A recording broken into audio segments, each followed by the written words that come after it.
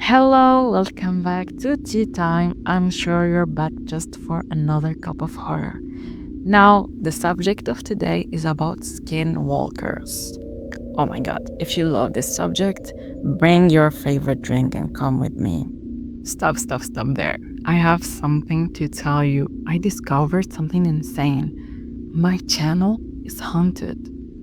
Like for real, it's haunted. You know why? It's because 80% of the people watching the videos aren't subscribed. So say hi and subscribe. Tell us if you're human. Mind you, I post every week, so every week you will have a new story or two or four, who knows, to listen to anything about horror, true crime, ghosts, anything paranormal. This is the channel, this is the place. So don't miss it. I will be waiting for you like the ghost in your room, or maybe the ghost under your bed, who knows. The first time my mother came home that night, nothing felt wrong. It was 8 p.m. I remember the exact time because I was studying for an exam when I heard her keys at the door. The lock turned, the door opened. She stepped inside. She looked tired, dropped her purse on the table, took off her shoes. Long day? I asked. She nodded. Very long. Her voice sounded normal. Everything looked normal. She walked to the kitchen, turned on the lights, started cooking. I went back to my room. 10 minutes later, my phone buzzed. It was my mother calling me. I frowned. She was downstairs. I answered, "Mom?" Her voice came through the phone. Panicked. Where are you? My stomach tightened. I'm home. Where are you? There was a silence, and she whispered, I'm still at work. The world around me went quiet. I laughed nervously. Stop joking, Mom. I'm not joking, she said. I'm in the parking lot. My car won't start. I couldn't breathe because downstairs I could hear dishes moving, the sound of oil frying and humming. Her humming, the same tune she always hums while cooking. Slowly, carefully, I walked towards the stairs. The house felt colder, too quiet. I whispered into the phone, Mom, stay on the line. I stepped down one stair, then another. The humming stopped. Complete silence. I froze, and I heard it. A voice from the kitchen. Her voice. Who are you talking to? My hand started shaking. The phone was still at my ear, and the real voice of my mother was still whispering, Daniel, what's happening? The voice in the kitchen repeated, Daniel. But this time, it sounded wrong. Not scared, not loving, curious. Like it was testing how my name felt in its mouth. Daniel, come here. I couldn't see the kitchen yet. Only the wall from the staircase. I didn't answer.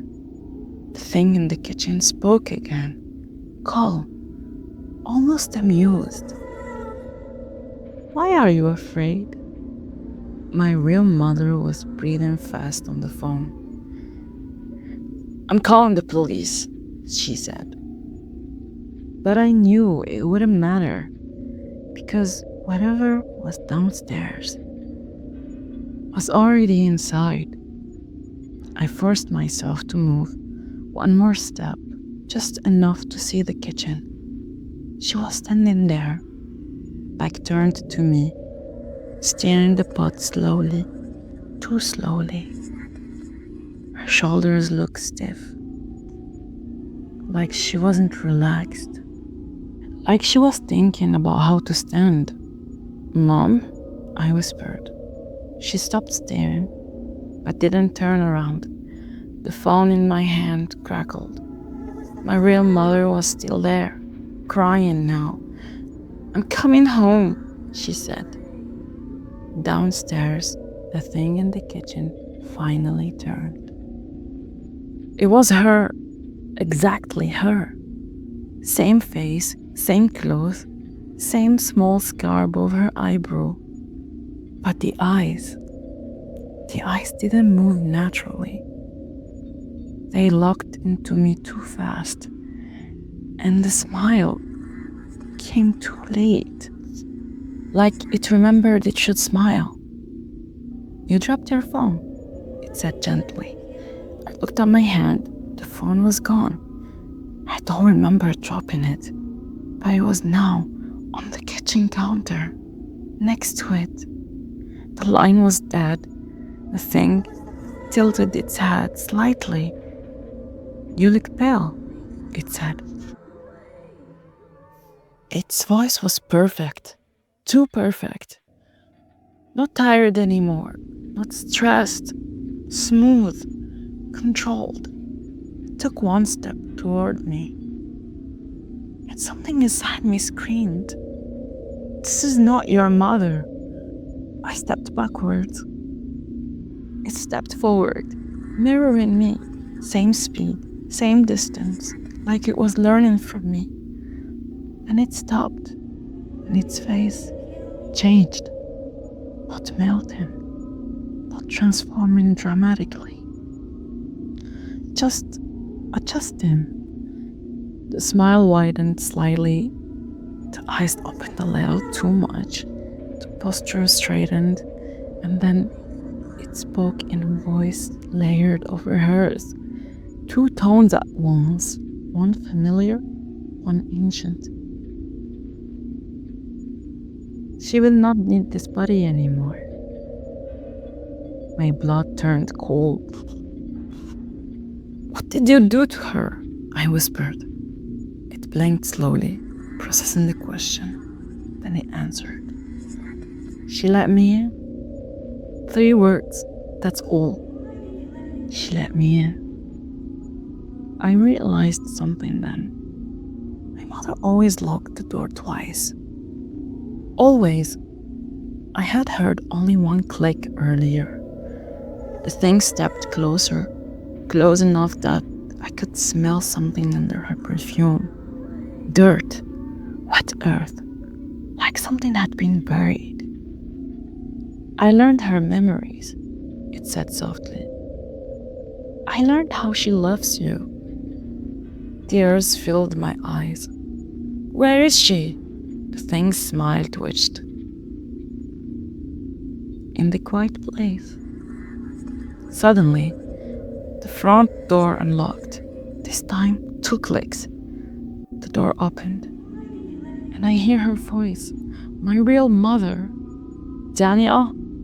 The thing in front of me froze. Its head snapped towards the door. Too fast, too sharp, like a predator hearing prey. Then it looked back at me, and for the first time, its expression changed. Not anger, not fear. Annoyingness. It stepped closer, whispered. You should not have answered the phone. Then it walked past me, calmly, towards the front door. I couldn't move. I couldn't scream. I heard the 2 voices meet, one confused, one soft, then a sound I will never forget. A short scream, cut off suddenly, and silence. When I finally forced myself to move, the hallway was empty. The front door was open, cold air blowing inside. No blood, no signs of struggle, nothing. My mother was never seen again.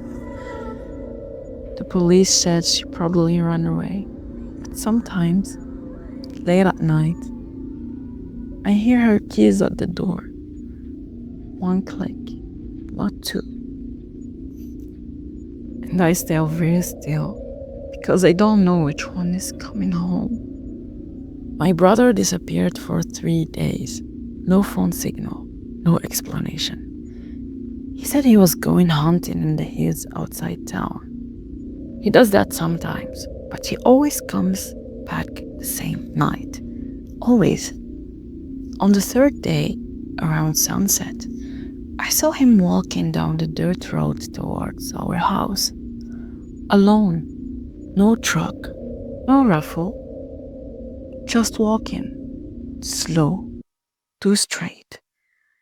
I ran outside. Where were you? I asked. He looked at me, smiled, and said, I got lost. His voice sounded normal, maybe a little deeper, but normal. He hugged me. His body felt cold, not like someone who walked in the sun all day, cold like he had been somewhere without warmth. I asked where his truck was. He blinked once and said, It broke. That was it. No frustration, no anger. Just, it broke. My brother gets angry over everything, but this time, nothing. That night at dinner, he didn't eat. He moved the food around on his plate, watching us instead. Studying. My father asked what happened out there. He said, I found something. What? I asked. He looked at me again, too directly. Something that found me first. Then he smiled. But it wasn't his usual crooked smile. It was symmetrical, perfect. My brother's teeth are slightly uneven, always have been, but now they were straight, all of them. I noticed that. I wish I hadn't. Later that night, I went to his room. I told myself I was being paranoid, but I needed to check. The door was slightly open. The room was dark, but I could hear him standing, not moving, not laying in bed, standing in the middle of the room, breathing slowly. I whispered, Why aren't you sleeping? Then he answered, I'm practicing. My skin crawled. Practicing what? Being him. My stomach dropped. The floor creaked. He turned toward me. His movements were smooth, too smooth. No hesitation. He stepped closer to the doorway.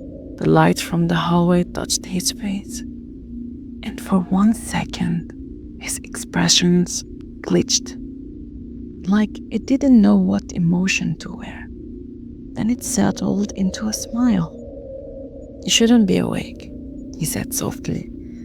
The next morning, I went to the garage. His hunting gear was there, all of it. His boots were clean, his rifle untouched, but he said he went hunting. That's when I drove to the hills, to the place he always goes. I followed the dirt path. Halfway up the hill, I found his truck, abandoned. Door open, keys still inside, and on the ground next to it, I found something else. A patch of skin, thick, like it had been peeled off something large. There was blood, but not a lot, just enough. Inside the truck, on the passenger seat, was my brother's phone. I turned it on. There was a video recording. Timestamped 3 nights ago. I pressed play. He was whispering, I think it's swallowing me. The camera moved towards the trees. There was something standing between them. Tall, too thin. Its body looked stretched. The video zoomed slightly, and I saw its face. It was my brother, perfectly him, standing outside the truck, smiling. But the real one, holding the camera, started breathing fast. "No," he whispered. The thing stepped closer, mimicking him. When he stepped back, it stepped back, learning, copying. Then the thing spoke, but its mouth didn't move. The voice came from everywhere. "You are almost ready." The video ended suddenly. I dropped the phone. My hands were shaky. When I got home, he was in the kitchen, talking with my father, laughing. Normal. Too normal. He looked at me, and for just a second, his eyes weren't focused on my face. They were scanning, measuring, like I was the next pattern to memorize. That night, I locked my door. At 3 a.m., I heard footsteps outside my room. Slow, even, stopping at my door. Then his voice. "You went to the hills?" Not a question, a statement. I didn't answer. He continued. "You saw the other one. There are two now." I felt tears in my eyes. "What did you do to my brother?" I whispered. There was a long pause, then something scratched gently the door. "Nothing," he said. "He's still here." And then I heard another voice from inside my closet. My brother's real voice, weak, crying, saying my name over and over. And I realized something worse than death. It doesn't replace you immediately. It keeps you alive, inside, listening, why it wears you. If someone you love disappear for a few days and come back calmer, kinder, perfect, don't celebrate. It might not be them. I have prepared over 300 bodies in my life. Car accidents, heart attacks, drownings, gunshot wounds. You learn to detach. The dead are quiet, predictable. They do not surprise you. Until that night. The call came from a wealthy family on the outskirts of town. Their son had died suddenly, 19 years old, no visible injuries, no clear cause. They requested a private preparation at their estate, and money wasn't a problem. When I arrived, the house was huge, silent, too silent. The parents greeted me. They looked strange, not grieving, just tense. Watching me carefully, the father said, "Prepare him quickly." The mother added, "And do not examine too much." That was unusual, but I have heard stranger requests. They led me to a large guest room upstairs. The body was already laid out on a table, covered in a white sheet. The air smelled faintly of earth, not decay. Earth. I asked how long he had been dead. "Since yesterday," the father said. That was impossible, because when I pulled back the sheet, skin was fresh. Too fresh. No stiffness, no discoloration. His face looked peaceful, perfect, almost artificial. I began my work, cleaning, preparing, But the first strange thing happened when I lifted his arm. It bent too easily, not stiff like death, loose, like a sleeping person. I froze. Then I told myself maybe early stage, maybe temperature differences. I continued. As I cleaned the face, I noticed something under the skin. Movement, very subtle, like something adjusting beneath it. I leaned closer. The eyelids twitched. I stepped back immediately. Dead nerve scan twitched. I told myself, it happens, it's normal. But then his lips parted slightly, and I heard air move, not a breath, but something pushing air slowly. I checked for pulse, nothing. Cold skin, no heartbeat. But the body did not feel fully dead. It felt posed. I went to retrieve my tools from my case. When I turned back, the head was turned towards me. It had not been like that before. I'm certain the eyes were still closed, but the face was no longer peaceful. It looked strained, like someone concentrating very hard. I stepped closer again. Reflexes, I whispered to myself. Then his eyes opened, not suddenly, slowly, like curtains being pulled apart. The eyes were black, not dark brown, black, no visible whites. They focused directly on me, and the mouth moved, but the jaw did not move naturally. It shifted sideways first, then corrected itself, like it was remembering how to open. A dry voice came out, soft, struggling. Is it correct? My hands went numb. What? I whispered. The body blinked once, too slowly. Is this how he looked? My throat closed. The voice was wrong. Not the voice of a 19-year-old boy.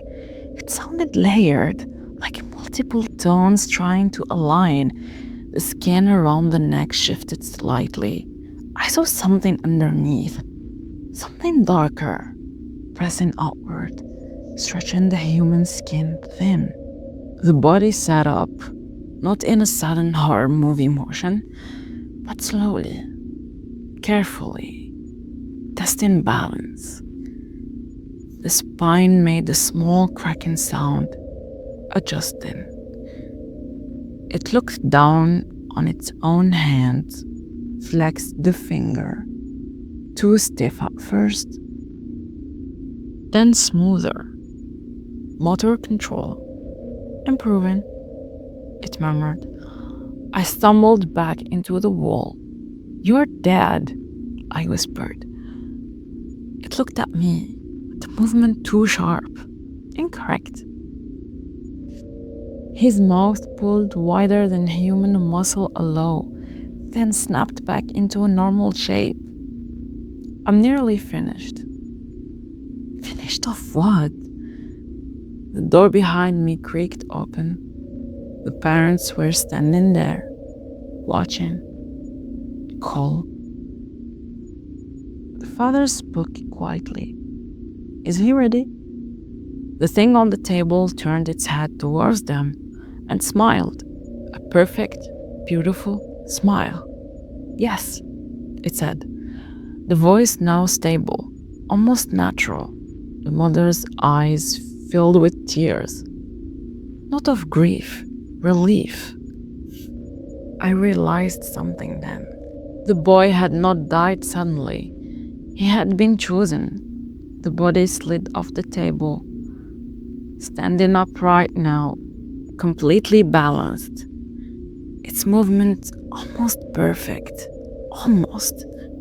It walked towards the mirror across the room, studied itself, touched its face, pressed its cheeks, practicing expressions happy, sad, neutral, each one slightly delayed, then perfect.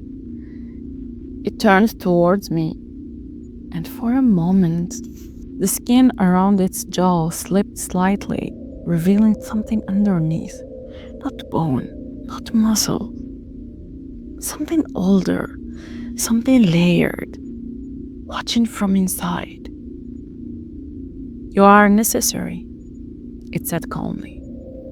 The father stepped closer to me. Thank you for your services. His hand was firm on my shoulder, too firm. And that's when I saw it, up close. His eyes, too black, just like the bodies had been minutes ago. The mother blinked too slowly, and I understood. This was not the first time. The boy was not their son anymore. And maybe the parents were not parents at all. The lights flickered. The thing that used to be the boy walked toward me, close enough that I could smell the earth again. Wet soil. Grave dirt. It leaned close and whispered, "Your body is strong." I don't remember leaving that house, but I woke up 2 days later in my apartment. No injuries, no signs of trauma, just one thing different. When I look in the mirror now, sometimes my reflection blinks slightly than I do.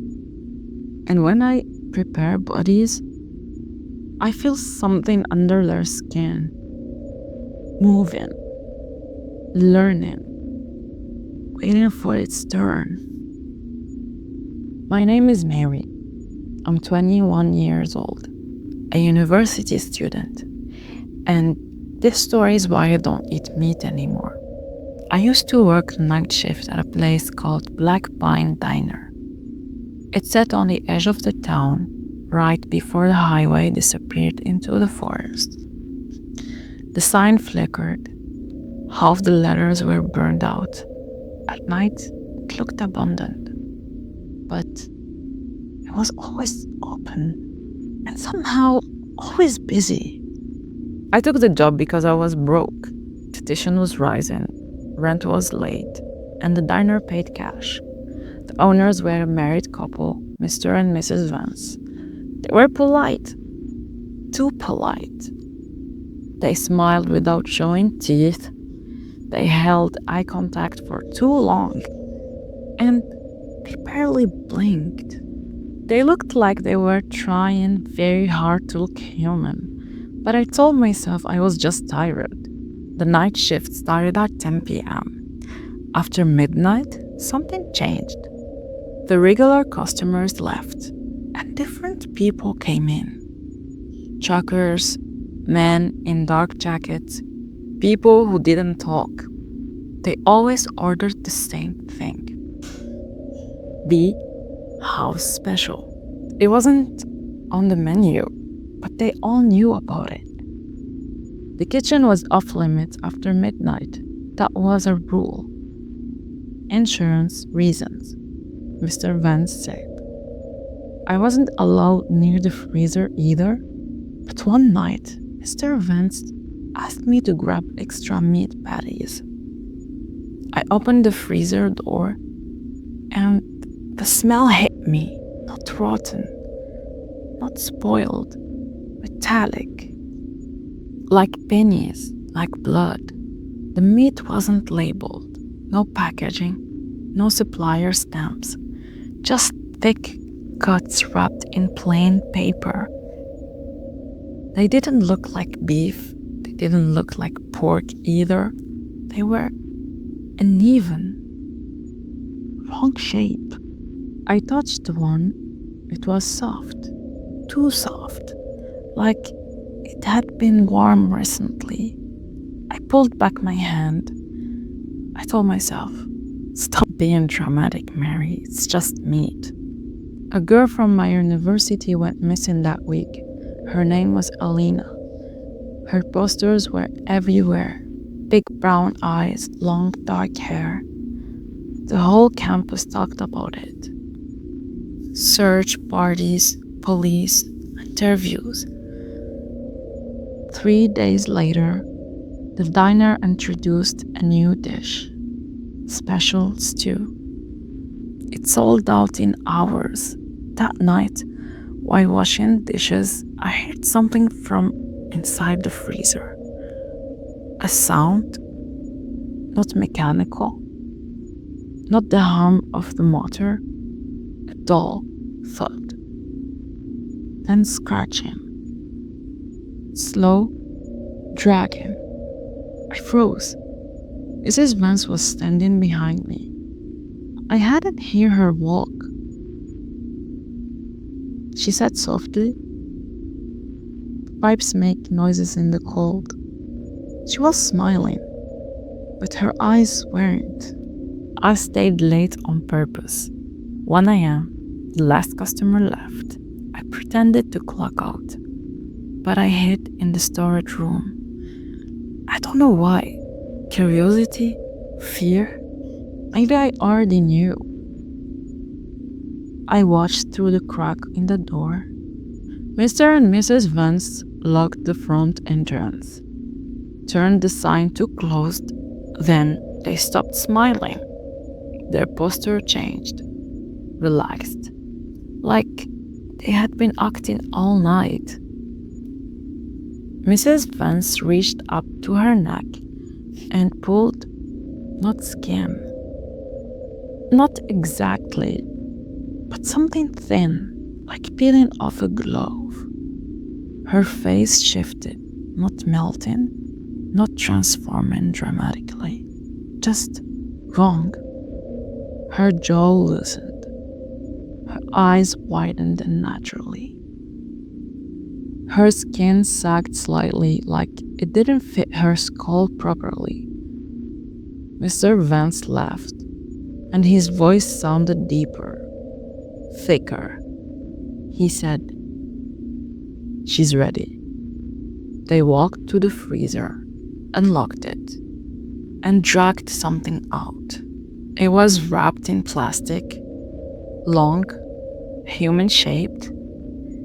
I saw a hand slip out, small, familiar, silver ring on one finger. I had seen that ring before. On Alina. I couldn't breathe. I couldn't move. Mrs. Vance spoke calmly. Fresh skin is always better when they are young. Mr. Vance nodded. They season well. My stomach turned. I felt something warm run down my leg. I didn't realize I was crying until my vision blurred. And then Mrs. Vance's head turned, slowly, directly towards the storage room, towards me. She smiled, but this time her teeth were too long. "We know you are there, Mary." My blood went cold. She said my name gently, like a mother, waking her child. "You have worked under our roof." Mr. Vance stepped closer. "Have eaten with us." I remembered the free burger they gave me on my first shift. I remembered the taste, metallic. They continued. "That means you belong to us." I tried to run, but the back door was locked. The windows didn't open, the lights flickered, and suddenly the diner felt smaller, like the walls had moved. Mrs. Vance looked at me and said, "We don't just serve flesh, Mary." She smiled wider. "We replace it." Mr. Vance stepped forward, his face twisting slightly. "We have been needing someone younger." My heart stopped. They didn't hire me for help. They hired me to study me, to watch me, to wear me. I realized something then. The customers, the quiet ones, they weren't just eaten, they were choosing, testing, judging. Every night I worked, they were deciding if I was suitable. The police report said the diner burned down, electrical fire, no bodies found, no owners located. Missing person report filed. Mary Thompson, age 21, university student. But sometimes, late at night, the Black Pine Diner sign flickers again. Half the letters burned out, and a young waitress with brown hair and tired eyes serves the house special. She smiles without blinking, and if you listen closely, when she says, "Enjoy your meal," her voice sounds slightly layered, like someone else speaking underneath.